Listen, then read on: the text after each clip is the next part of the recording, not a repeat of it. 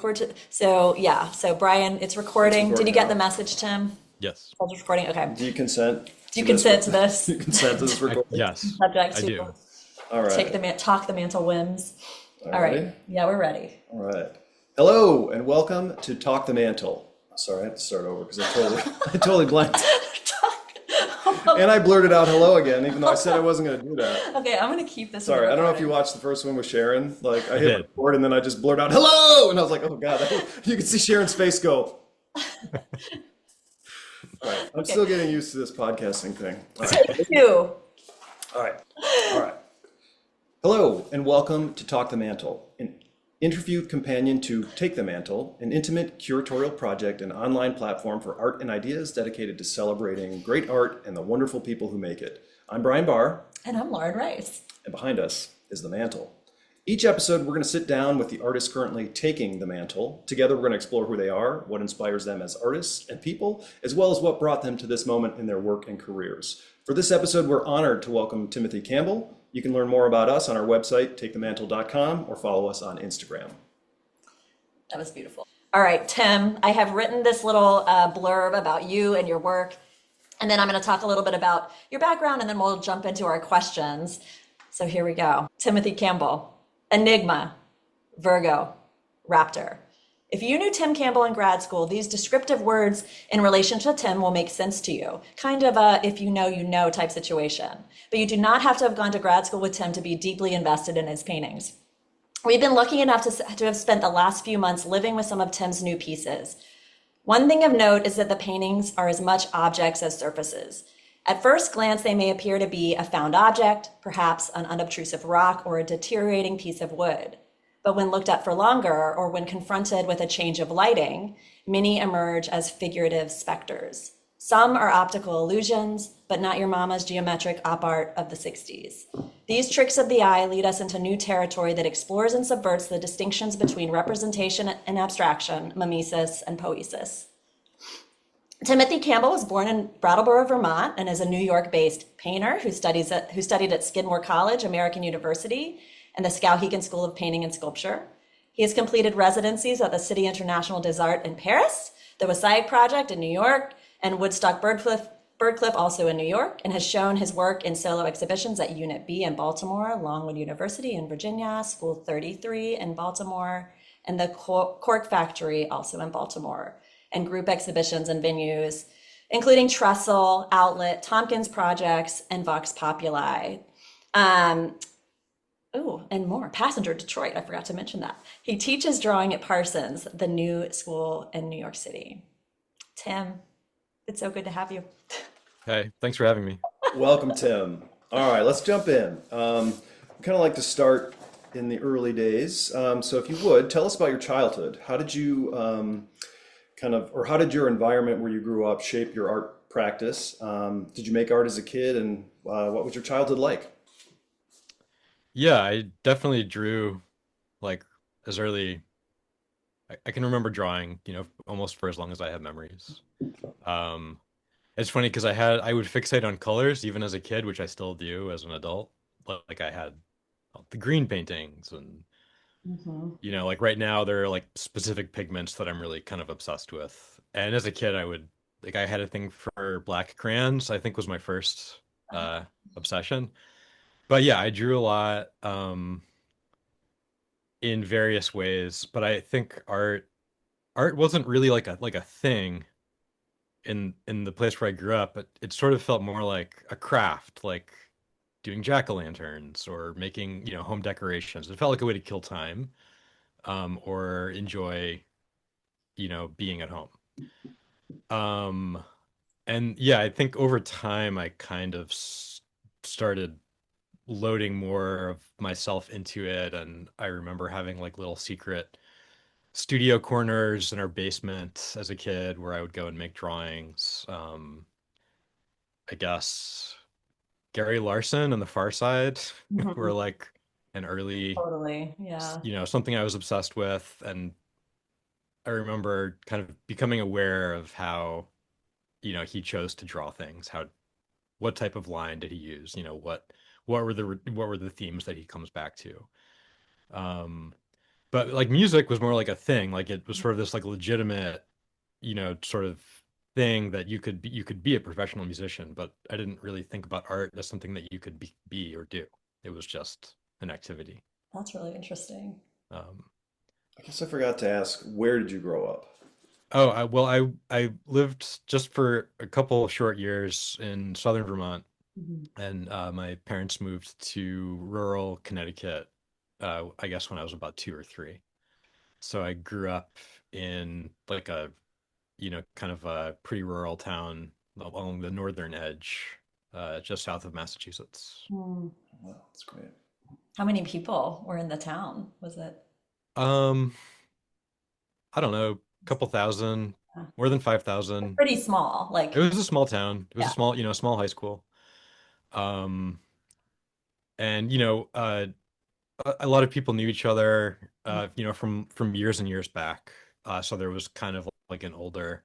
I remember McDonald's, the first McDonald's coming to town, and it being kind of like a major discussion point. Do we want Ah, this, or are we going to let this become, a part of the downtown area? Um, so it felt pretty farmy to me, I guess. Even though I didn't live on a farm by any means, but yeah, it was a pretty rural area. that's really great. Awesome. Well, I'm curious about this one. So I would love for you to talk about how, if somebody was encountering your work for the first time, how would you describe the work that you make? And I really do feel like your work really benefits from knowing more about kind of your intentions and your, Mm. yeah, your goals for some of the art pieces. It's a tough question for me because, well, I mean, first of all, I'm a stubborn person, and when people ask me about my work, the first thing that I usually say is just that I'm a painter. Mhm. That's where I feel most at home in the art world, is talking about painting and thinking about painting. Um, and I used to use the phrase that I do like conceptual painting. Mhm. That was maybe 10 years ago. I don't Okay. really feel like that's a great description anymore. Mhm. Um, so if people want to know more after I say I'm a painter, then I'll frequently talk about how the paintings are sort of sculptural and they sort of come off the wall and they're object-like. And if people continue to be interested, then I'll start to get into subject matter and some of the ideas that I work with. It's a little tricky because, I mean, you guys know, from having seen my work, that I tend to have sort of chapters, Mhm. where I'll kind of work within a set of constraints for a couple years. And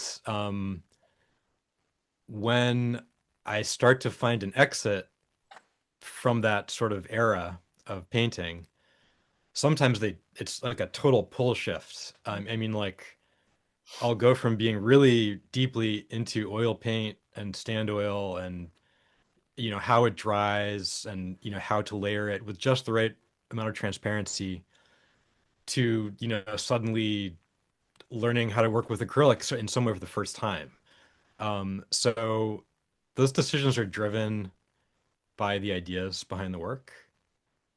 Um, it's not it's not technical for the sake of technique. Mhm. It's about finding, the best vehicle for the idea that I'm chasing. Mhm.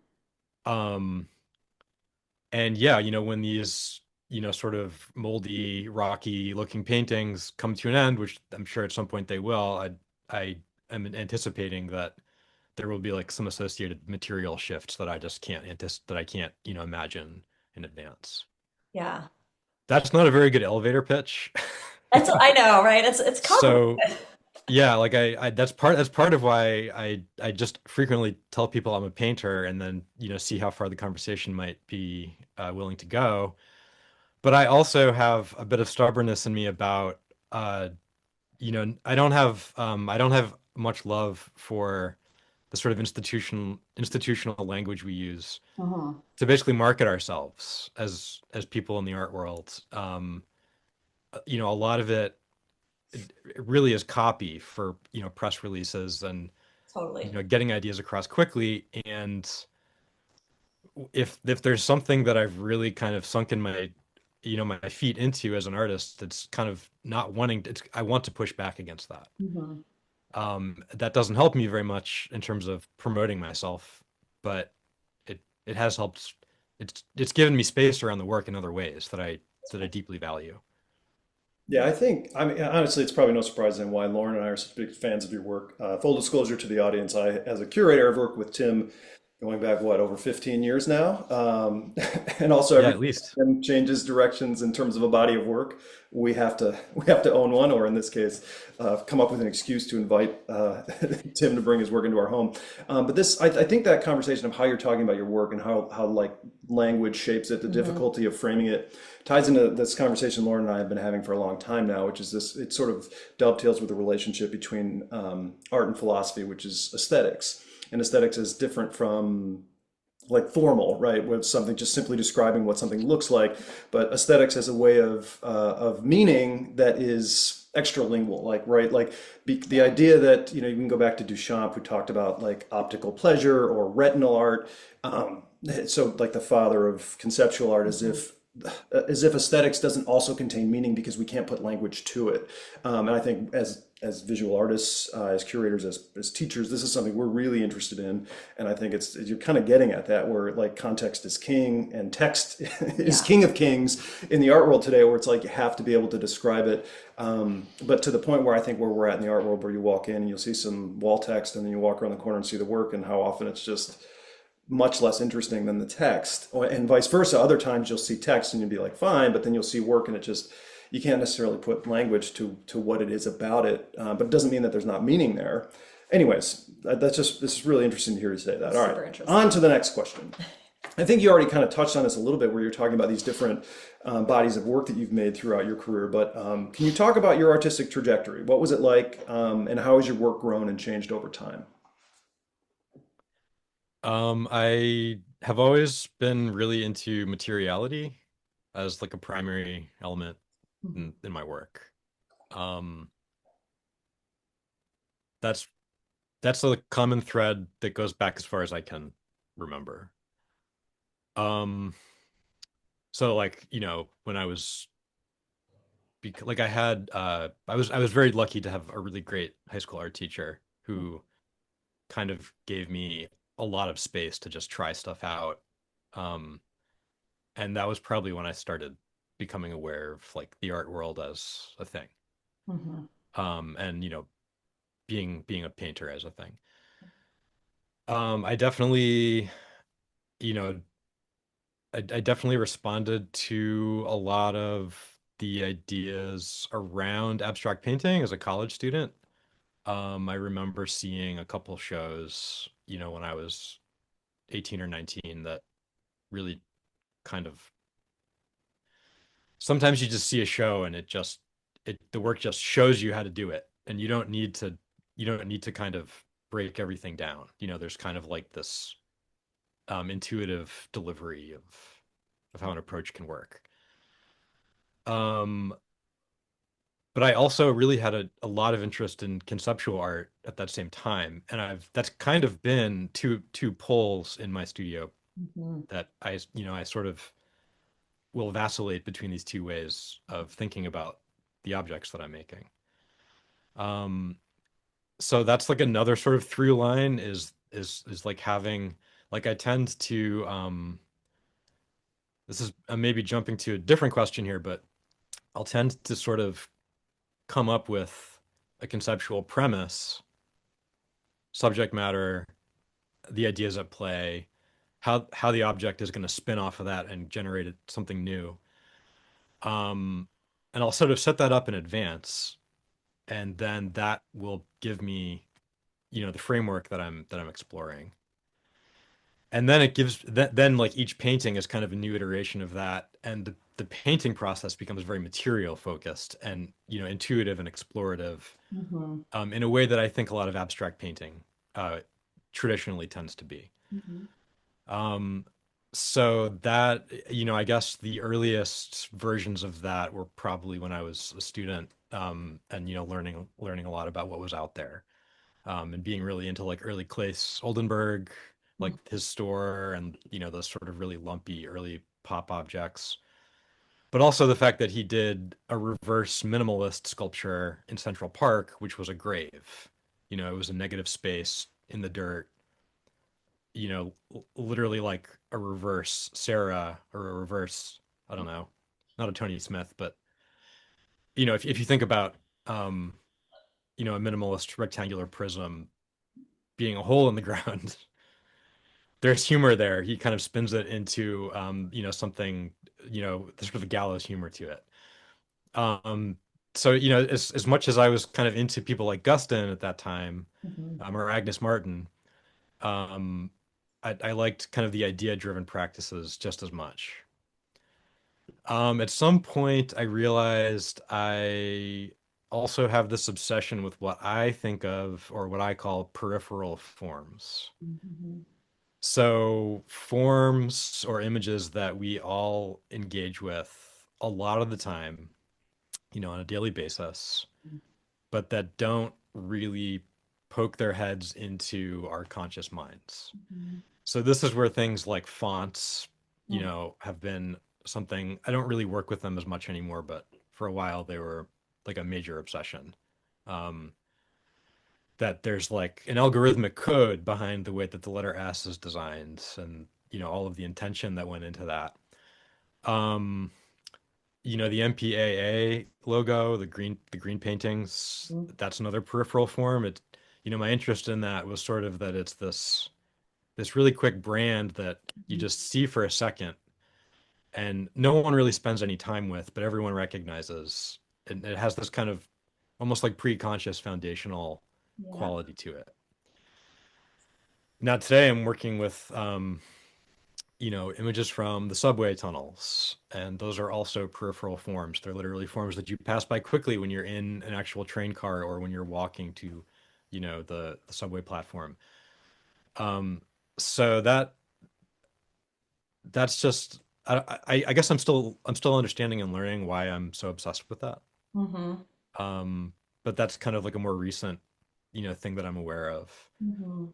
Um, yeah, I don't know if that's an evolution, but it's kind of like a Well, it does tie everything together in a really awesome way because it's like there, I mean, fonts maybe less so, but the with the movie screens and then the subway tunnels, they are these kind of things that appear, like you said, kind of in a flash, right? You pass by them, you might notice some things, but you can't really, or you don't really focus maybe on the whole thing. You can't spend a lot of time with it because it's yeah. moving or you're in motion. It's really interesting. I mean, it's also with the subway tunnel thing. That was something I was interested in for a couple of years before I found a way for it to actually live in the studio. Yeah, yeah, And part of my interest is that it's very touristic. yeah, Like I'll be down there taking pictures and people will make sarcastic comments like when does your train leave from Grand Central? You know, like people just assume that I don't live here. right. Um, Yeah, you're taking pictures of the subway. yeah, it's like people who, photograph Fascinating. skyscrapers all the time or something. But it's literally the surface behind the image because these are usually little porticos for advertisements, right? So it's this sort of buildup of image over image over image, and then they get torn down, and there's this texture left over. So it's this idea of it's the thing you don't see. It's Yeah, normally invisible, but it's there. yeah, Same goes for that MPAA logo. It's sort of speaking to the structures behind the cinematic experience. Um, yeah, yeah. so I have this kind of interest in things that are just a little bit buried and that we're influenced by that, but that we're not seeing all the time. That's really great. Yeah. This is an offshoot question. Who is your favorite? Who was the first abstract expressionist painter that captured your kind of interest? That's a tough question. Um, I mean, my first painting obsession was Giacometti's portraits for sure. Oh, wow, yeah. And that, I mean, that's not, That's interesting. Yeah. it's not the same in any way, but that I think that really loving that work set the stage for me to like be really into. Like, I really loved Guston's Abex phase, Yeah. even though it's Here. something he was heavily critical of, Right. and even though those maybe aren't the stars of that era, those aren't the de Koonings or the Pollocks of that era. Yeah. Um, I loved those paintings just because they're so, in a weird way, they're vulgar, Yeah. even today, they still feel vulgar. I know that in that moment, all of that art was understood as vulgar, but I think his kind of retained this sort of like, I don't know, they look like a scraped off palette a lot of the time. Really. Yeah. Yeah. I'm Who else? Gosh, I don't know. I don't know. I don't want to like I don't want to overemphasize my that I had an interest in that time period because there sure. were many other artists that I loved, but Oh, yeah. I think that's yeah. great. I think that's good. I think Gustin's so interesting too because it's like I always love what like his palette kind of stayed the same, you know? He didn't really Right. change palette, it's just the subject matter and like the application changed, but I think that's wonderful. He's so good to look at. All right, is it my question next? Are we Hmm. ready to move on? Sure. Okay. So, okay, for the mantle, you've chosen to include some music that has inspired you. So, what was your entry point into music? You already spoke a little bit about that, but I'd love to hear more. And then, what was your first musical obsession? And what are the different ways that music has fueled your artistic practice? So my household growing up was very musical. Mhm. Going back to your initial question, Yeah. both my parents played instruments. Um, I remember notably my dad really playing a lot of music like loud when he would be, working on the house or just at home. And my parents had sort of related but also different musical interests, so there was kind of like a broad range of music. But my first obsession was definitely The Sound of Silence, Ah, which just seemed like this really mysterious song to me. There's like a lullaby-ish quality to it, but then I mean, the producers, I think, sort of, and my hunch is the producers tried to push it into like a somewhat psychedelic tinged pop song. And yeah, I remember playing that over and over and over again on the family stereo system. Um, and I remember asking my dad a lot of questions about what the lyrics meant and like what are they singing about, and yeah. Well, have you heard we just not that long ago watched the Paul Simon documentary? And have you heard the story behind the official version of that song? Because originally it was acoustic. And Right. producers did bring in a sort of psychedelic electric guitar riff without talking to Paul Simon. And then, which is the one that got released. And he heard it and was like, oh yeah, that's better. Uh, Like he really, he liked that, which I thought was interesting. that is really interesting. yeah, that was definitely my first um kind of like fixation, I guess. And then I'm sorry, what was the second part of Well, your inquiry? yeah, what are the ways that music has fueled your artistic practice? And I know you play the Oh yeah. guitar too. Like I don't know if like playing music directly correlates to anything artistically or if it's more listening to other people's. Yeah, I mean, I listen a lot very closely to music for, artistic inspiration. Mhm. It it influences me. I would say it influences me as much as other painting and other contemporary art does. Um, and I'm listening for structure, how intention is manifesting, but also evolving into its own thing. Yeah. Um, and like texture, just like decisions about like literally how the song is structured, how songwriters maybe talking back to an earlier form of genre or style, and shifting it. This is all kind of academic, I guess. That's really interesting. um Yeah, because it's like I know nothing about the academic side of music playing, yeah, but it's like it's interesting to yeah, to be able to kind of like isolate that and think about how you can find these maybe direct relationships. yeah, I mean a lot of it is texture too. Like, I mean, sometime around 2017, as I was like starting to think about how to get this body of work going, um I got really interested in the textures, in in the band by the music, but the music by the band Boris, a Japanese band. Very heavy, loud, incredibly loud band. The sound really has literally a physical attribute when you hear them in concert. Um, And I was looking for ways to kind of get this physical effect out of my paint that just hadn't been something on my radar at that point. Mhm. Um, so sometimes just like listening to something that's non-visual can get you close to an idea without having it be molded around, somebody else's work, right? Not that I mean, of course, I look at other artists and learn from other artists a ton, but you also want to find your own way of doing things. Mhm. And I think sometimes listening to music helps me with that. Um, but yeah, I mean, I studied music as a kid and, went into college thinking maybe that's what I would actually do. And kind of played both, sides for a while and then eventually realized that I was going to have to pick one or the other. Mhm. Um, I actually had a lot of stage fright, even though I performed a lot. Mhm. And performing, it is tough because a bad night is really bad, like a good night's amazing, but it doesn't mean that the next night's going to be good.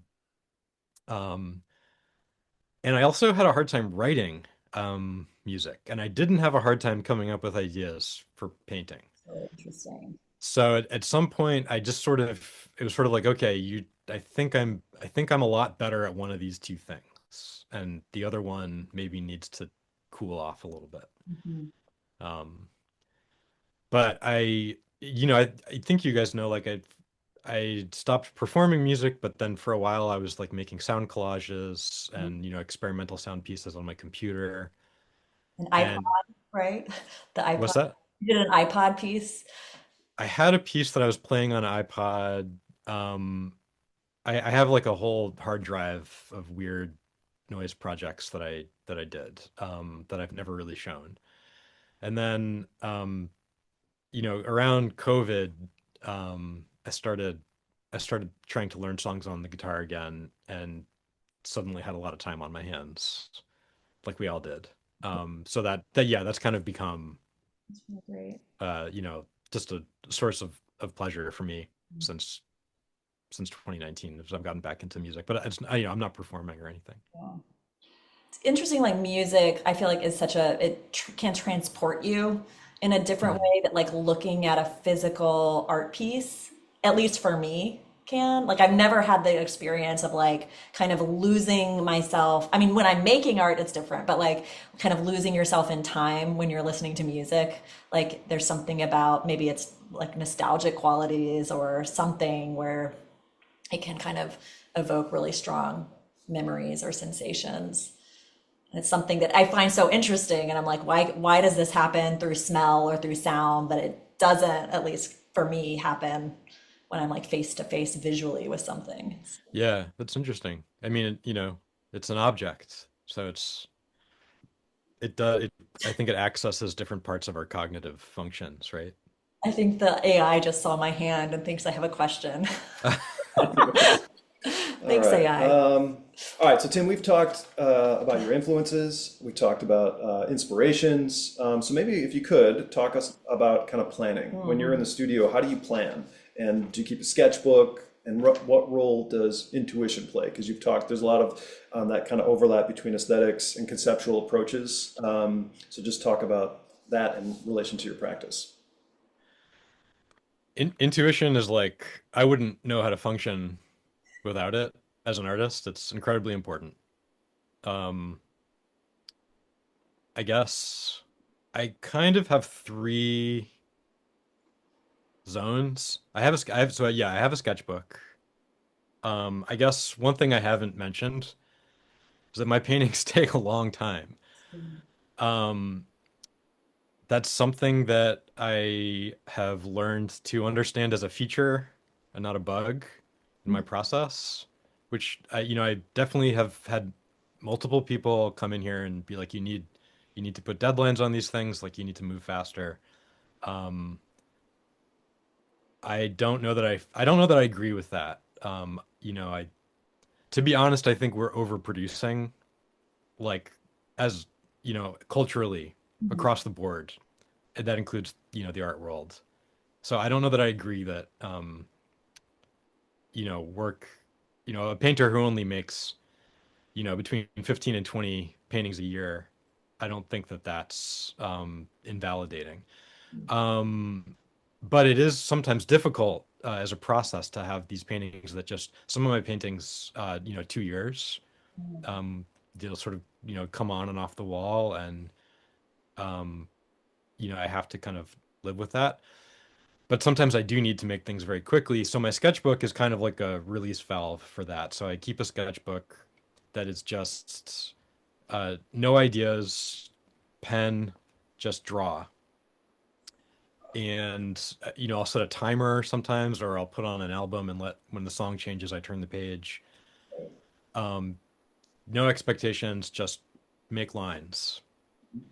And so that's kind of become its own little mini body of work.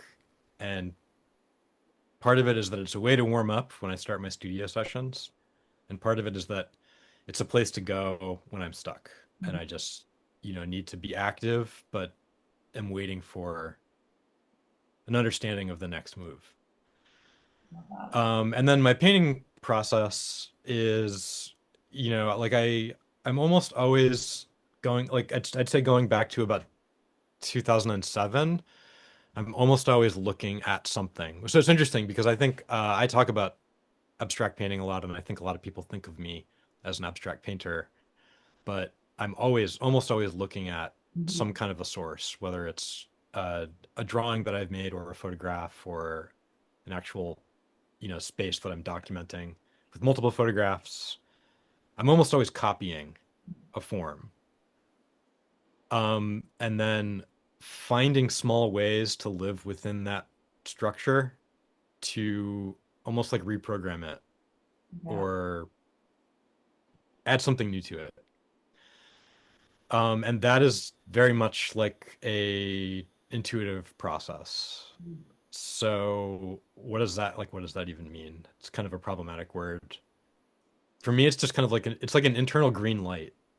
Totally. That like just I will just sort of have a really strong hunch that this is the right color, this is the right form, this is the right image to reference. Um, and so yeah, like that's the painting process. Choosing colors, choosing textures, choosing viscosities, um, thinking about how an image gets warped or, uh, changed in some way. And then, the sort of ideas that are underlying the studio practice, I also come to intuitively, and I'll write about those in my sketchbook. I actually write a lot on my studio wall because a lot of the time I find that when I'm focused on something, I'll have a really good idea for something else, but I won't have the attention to do both at the same time, right? Because our minds are like overflowing teacups a lot of the time. So I'll just write things on the wall, and then they're up there on the wall, and I can just look at them over the course of a couple weeks or months, and return to that. Is that a good idea? Is that a bad idea? Um, but it's I don't know. Even like with this current the Descent replica body of work that I'm kind of midway through now, even the decision I'm abandoning these things in the subway tunnels. So I finish a painting, I take it into the subway, and I leave it there. That decision, kind of came about intuitively, and it just felt correct. And now I have a whole bunch of writing that's sort of, exploring why I think it's the right thing to do with these paintings. But the hunch, I trust my hunches before I can intellectualize Yeah. or explain them. Yeah. Um, and the planning process can, just to answer your question, Brian, that can take all sorts of forms. Like sometimes I'll do digital color studies on my computer to try and narrow down which pigments I'm going to work with. Sometimes I just make paint palettes on the wall just to compare, how different a lot color. I think color is just incredibly important for painting, and you have to really get into color choices, and really explore how color bends and changes. So a lot of it is I'll run parallel to the painting I'm working on. I will run an extensive color study where I'm, learning how to make that color quickly, how to replicate that quickly, but also like how can I change this? Because a lot of the time, one hunch leads to another, and then by the end of the painting, you're realizing that, your first hunch was close, but it wasn't quite there. Like being wrong is really important. Realizing that you're wrong and understanding why Mhm. is, I think, really crucial. It's great. It's like another I thing that, felt I felt a little rambling, but no, it's No, not great. at I was all. That's thinking it's just great. like the way you talk about intuition. It's another thing that's like a feature, not a bug, right? It's something that really does like enhance and drive the work. yeah, and I mean, there have definitely been artists whose work I've loved, that doesn't feel that way. That feels like it was important for this person to sort of have everything thought through and, It's such an individual precise. thing, Yeah, it's just it Yeah, depends on your practice and who you are, I think. yeah. I love that. I thought that was a great answer. Okay. Um, okay. So, in your video that you made for us, about Fripp and Eno, you talk about the creative misuse of the reel-to-reel audio machine. And I was Mhm. just curious if there is a specific tool that you actually kind of creatively misuse in your own studio practice. I don't think there's a one-to-one there. But I do like to bring in like non-painting materials. I don't really use brushes anymore. Um, but like my brushes are just total crap. That's what I You tell my know, th- students. I'm like, I'm not like allowed they're to. just like this is just not a serious painter's paintbrush. I love that. And the surfaces just wreck them, so there's not really a reason to buy stables or whatever. Mhm. Um, but like I use I'll use junk food wrappers. Like I like to melt junk food wrappers. Like I think one of the pieces you guys have has this little sort of half frame around it. Um, I have a couple paintings where I made um like a I basically sort of spent a couple weeks diluting Diet Coke into acrylic medium and then adding pigment to that. So I have a couple paintings that are made with Diet Coke, and those have been interesting because they're, of course, that the sugars are breaking down, Yeah. and they're kind of like in sort of a somewhat in the spirit of Diderot. I'm just kind of like letting the surfaces rot, Mhm. even though I was, like I do want my paintings to, be beautiful. Like I think beauty is an important aspect in painting, Mhm. and it's interesting to kind of shoot for that also, but knowing that the thing's going to decay over time. Right. So sometimes I'll bring in materials that don't work well within what we want painting to be a lot of the time. Um, It's like they have a planned obsolescence. Like there's a certain point. yeah, kind of. I'll cease. Or even just like, like oil paint is like, I mean, where does it live in our world? Mostly in museums, Yeah. art collections, private collections, temporarily in galleries. If you don't collect art or own art, you're usually seeing oil paint in a temporary show, which is, basically work being sold. Um, so, acrylic it's interesting because it starts to sort of like I was talking about jack-o'-lanterns and like home crafts and stuff. Like acrylic's certainly an art world material, but it starts to edge into a more pedestrian kind of paint. And I kind of like to go even further with that and like what other materials can I put next to paint to kind of like, bring some of our day-to-day life into this a little bit more. So like trash is like very interesting for that reason because it really is the antithesis of oil paint, which is supposed to last forever and continue accruing value. And Right. um, to me, it's interesting to kind of bring in waste material Mhm. to put Also next something that to. lasts forever, right? Yeah, well, right. That will actually outlast everything. Mhm. Yeah, So yeah, longevity is that kind of flipping it on its head. That's a cool idea. totally. Um, so yeah, I don't, but I don't have like, I don't have like a painting move Yeah, that it's not I'm. like you have a stick that you're like, I'm using. But I think what you said Oh is yeah, yeah, yeah. I don't know. I keep thinking about like do you know Robert Hughes? The Uh, he was big in the 80s. Like he did the Shock of the New. okay, okay. Anyway, so he said that this was in the 80s, but that the function of art was to sit on a wall and get more expensive. And so I'm just I don't know, I'm just interested in that because you're talking about these things in terms of cultural value equating to economic and value, Mhm. and in all of the time that you're taking to craft these incredibly beautiful, strange but beautiful Yeah, things. I mean, because they are things. They're not quite objects, not quite images or things. And then you're just abandoning them, yeah, which is like it just that's kind of fascinating. I keep thinking about it, but I haven't been able to like really grab hold of like how I think about it. And that's yeah, what that just it keeps making me fascinated and interested in that the idea of like caring for something and crafting it and that much. Like you obviously care enough to spend that much time crafting these things, and then yeah. They get they left, just disappear. and that And makes that's them. really fascinating to me. Yeah, it's like they become well, there's a performance or quality around it too that starts to bring in time in a different way. I don't know. Well, and also like the question, what happens to these? Does somebody pick them up or do they Have you get ever thrown found out? away Have you ever had or any like Not conversation? yet. No? Interesting. yeah, I Hopefully, at some point, I'll catch a rumor about one of them. But no, so far I haven't. I don't.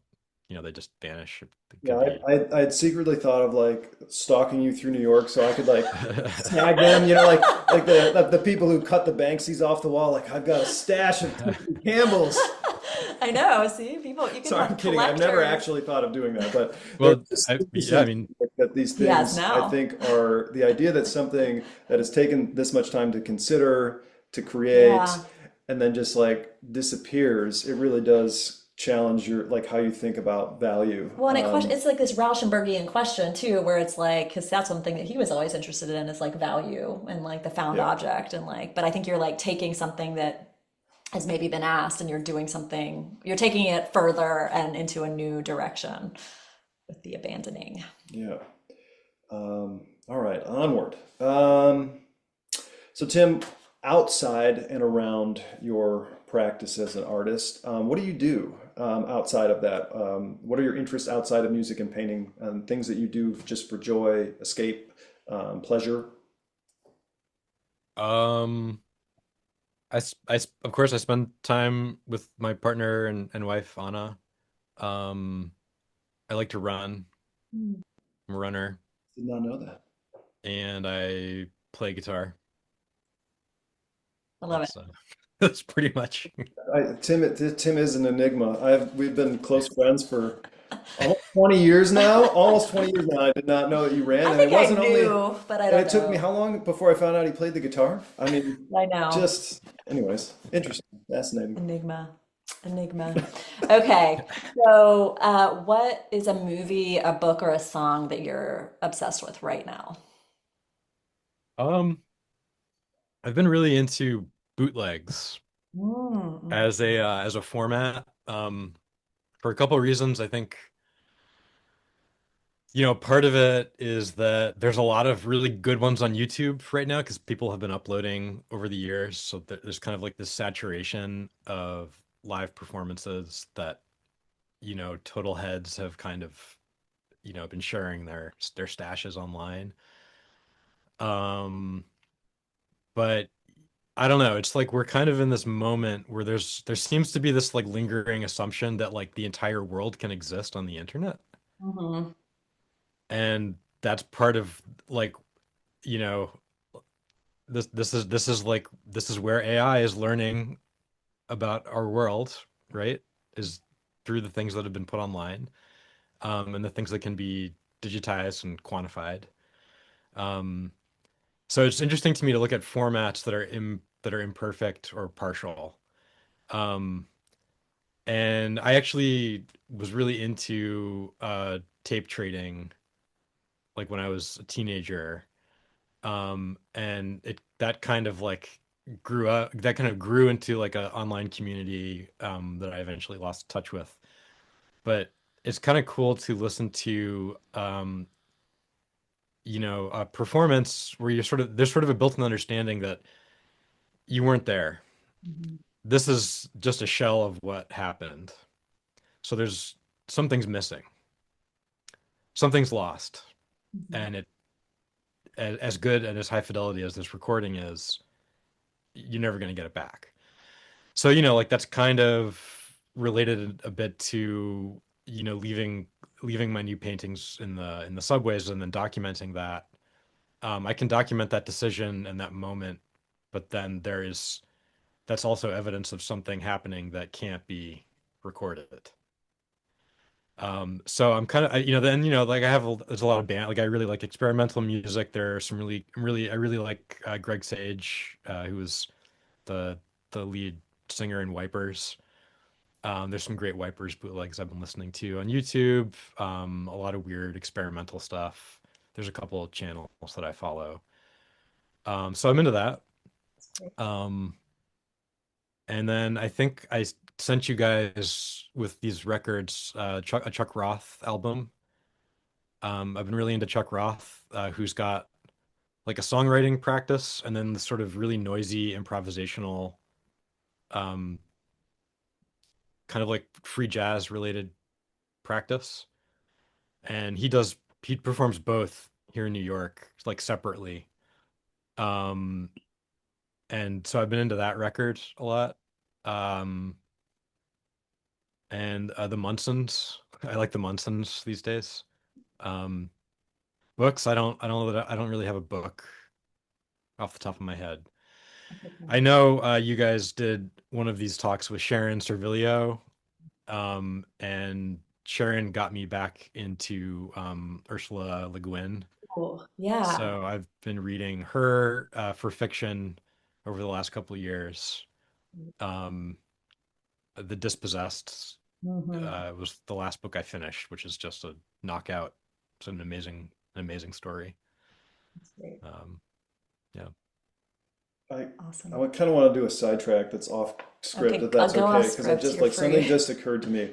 Well, like, would you say it's safe to say that you have a slightly either hostile or antagonistic relationship between art and the internet and social media, Um, or at least ambiguous? I don't know if I'd say hostile, but I don't really like social media. Um, and I think that I mean I remember starting my first Facebook account and very early and sort of seeing that platform change. Mhm. There does seem to be like a peak for these platforms, Yeah. where after a while they just kind of lose their potency Mhm. or their whatever's interesting about them. And I've kind of been feeling that way with Instagram lately, that it's kind of past Hmm. its prime. Yeah. That could just be how I use it, and maybe the audience that I have, which is relatively small on Instagram, maybe that group of people has just changed. Yeah. Um, but I mean, I remember getting to a point with Facebook where it felt like, yeah, there are interesting things for me to find in my feed here, but the amount of negativity Yeah. and sort of like screaming into the void that I have to scroll through to get there Right. is making this a really difficult. I'm having a really hard time, t- Like, justifying this. because I'm thinking of that in terms of, which is one of the unanticipated but really delightful consequences of this project, right? Where like we've been able to live with your work for over a month now, and it's like, Mhm. I mean, we're totally fascinated by your work in images, which is the only way we saw it. But there's something about like Hmm. literally having this thing that we can physically get 2 inches from, like study it, Hmm. that doesn't capture in an image, which is just a fleeting moment. And I'm thinking of that also in relation to what's supposedly the future of art, thanks to artificial intelligence. which is based on large language models. And this thing that we keep talking about, which is like, is there meaning outside of language? Is there experience outside of language? Whether that's, we're really, Laura and I have been talking a lot about like Immanuel Kant's like Critique of Pure Reason, like that gap between the ability of humans to understand things and put it into language. And so just that space between like, is it the future of art really going to be dictated by this thing that learns from language when there is clearly things beyond language that are deeply meaningful to humans, which is where that's where creativity comes from. And then in terms of like how we disseminate and receive art is so much based on this social media experience, which is lacking the experience of a thing in person. So anyways, sorry, just this just occurred to me as you were talking and I'm looking at your piece here, but is that something you've thought about? I know these are kind of like meta questions in terms of the future of art related to artificial intelligence, but. Um, I guess I don't know. I mean, like part of the reason I love painting so much is because it does seem to like it's so adaptable. Mhm. Um, I forget which artist said this, but I remember reading some recent artist statement from like the last 15 years, about how like painters are like cockroaches. Like we're all over the place and like, like we'll survive anything. Um, No. so um, and I guess like, it's sort of like I don't know what large language model is gonna do for or against contemporary art. Um, but I do think that part of the thing for me with painting is that I get to kind of have some space from things like that. I don't that's kind of a poor answer, No. but yeah, I don't really know where AI I don't know what AI will become or if it will become, or if it's basically just a series of really smart computers and then the tech industry just grossly overinflating their own importance Mhm. so that they can get more money. Um, because I don't really, I mean, it doesn't look like the returns are quite what they, Right. were outlining just a couple of years ago. Um, but maybe they will be suddenly. I mean, I don't know. I'm like I don't know how any of those things work. Mhm. So we're all gonna live through it together. So we'll all know in a couple of years. This is perfect for the next question. I think it's your, I was going to say You want me to it's the answer it or you answer it? post-apocalyptic painting roach question. Oh yeah. So the next question is, what is your desert island record and your desert island art tool? Oh, my sketchbook. I'd like to tell you guys that there's like a pigment or a paint, but my sketchbook is definitely what I would take. Um, It's a good plan. Desert Island album. I don't know. I mean, I sent you guys In a Silent Way by Miles Davis. Mm. It's my all-time favorite record. It's really That's I can see the CD above good. your head, Brian. That I remember buying that in high school and just being like totally blown away by it. Yes. Um, so sometimes I would say that, and then I think in conversations I've sometimes mentioned Exile on Main Street, which is a much different record. Yeah, Yeah. Um, perfect one. so I don't know. I would have a hard time choosing between those two. Maybe you could bring two. Okay, Since I'll we bring are two. the gods of this imagined scenario, then we'll say you get to bring both. Yeah, and of course, I'll bring a CD player so I can actually listen to And it. your record player. Yeah. It's on the desert island. Did I mention this is in All right. Hawaii? Okay. Okay. So, oh, this, okay, I'm also interested in this. So, what's your favorite human personality characteristic? So, it can be anything that you look for in another person, platonically or romantically, whatever, your choice. That's a hard one. Yeah, I know. This is a question that I just want to ask strangers when I meet them. I'm just like, I feel like, um, it's an interesting thing to know about people. Yeah. I Look, mean, curiosity is definitely, it's I really, think, a great trait that when I see someone being curious, Mhm. it makes me curious, and then you start to have space where you can get to know somebody. I love that. Yeah. Um, I've always loved, kind of like a sense of humor combined with an eye for the absurd. I think the world is an absurd place. Mhm. Um, and that can be really funny and really scary and really sad, depending on the context. So that, you know, when I see people kind of making those types of observations, I'm sort of like, yeah. Perfect. Perfect answer. There you That go. explains why we get along so well, Tim. Is it my turn? I think so. Oh, you Okay. get to ask this question. I was going to skip that one and jump to the don't- next one and save don't that for you since jump that in. was your question. What would you be doing if you weren't an artist? I think you mentioned I would be making music. that's what I was going to guess. Yeah. Um, I did have a brief moment where I thought about doing environmental science, um, doing like field research for Oh, that, wow. general. I was very young, so I had these kind of, big ideas about what that actually looked like. Um, and yeah, studying things is interesting to me. Like I use it a lot to generate energy in the studio by studying objects and trying to, re-inhabit them, as images. So really precise. I like precision. I like to be very detailed, and um, I like to understand things, and I really like to understand things to a point where I'm sort of mystified by them. And I always thought as a student that I wasn't very good at math. So, I like science always seemed like kind of like a dicey choice. Like, am I really going to be able to do this? Um, so I didn't ended up following that, you know, but it's funny because I remember when I was thinking about that, people talked about climate change as something that might happen. We don't know, but maybe it'll happen, maybe not. And it's like, wow, it's changed so quickly. Anyway, yeah.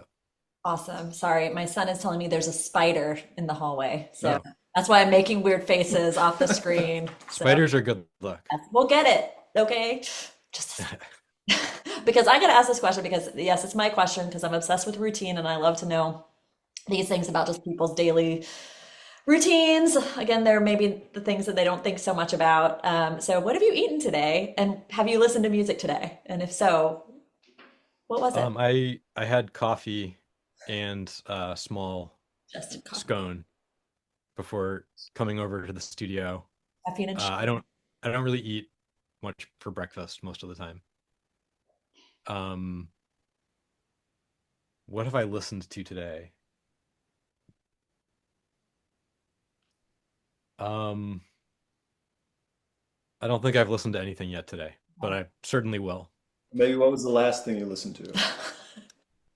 We're gonna. I have to, it's something I have to look because it's something I just discovered yesterday and I was not familiar with.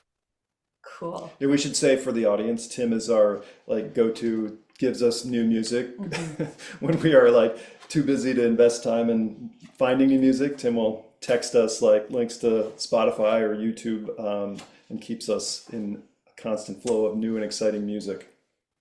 Yeah, last night, Kevin Drum, who I was just not familiar with, uh, I found a noise record from 2000, I think 2002, that I listened to twice.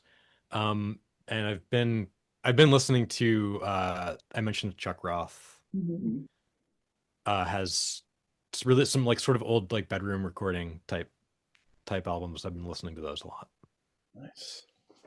Thanks. All right. Time to wrap it up. So Tim, what comes next for you? Anything you're excited about on the horizon? Want to share with the audience? Um, I would say, I'll be sharing stuff related to this Descent Replicas project. Um, there's, I don't want to, there's things I'm not ready to reveal about those paintings, but yeah, look for them in the subways. Oh, And hopefully I'll have uh, something to sort of document the whole body of work maybe next year. That sounds exciting.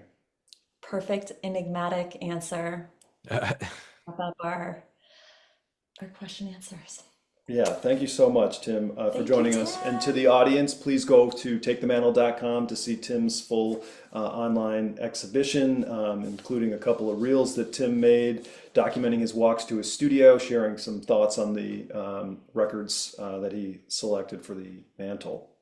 Thank you, Yeah, Tim. thank you guys. And also it's great to, anytime as an artist you get to share your work, you learn something about it.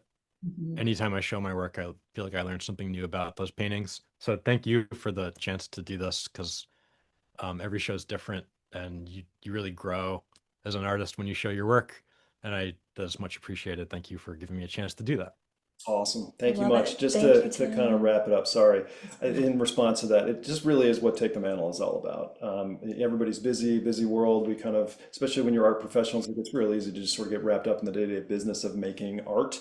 So to be able to have this much time, and we talked about, I think too often in the art world, we overproduce and under-contemplate. And that's what Take the Mantle is about, is like having time to spend with an artist, their ideas and their work, and then in whatever small way we can disseminate that back out into the world through the magic of the internet, which we are all maybe a little cynical about, but it is still an opportunity to share. And so thank you for sharing your work and ideas with us, Tim. This was awesome. Thanks.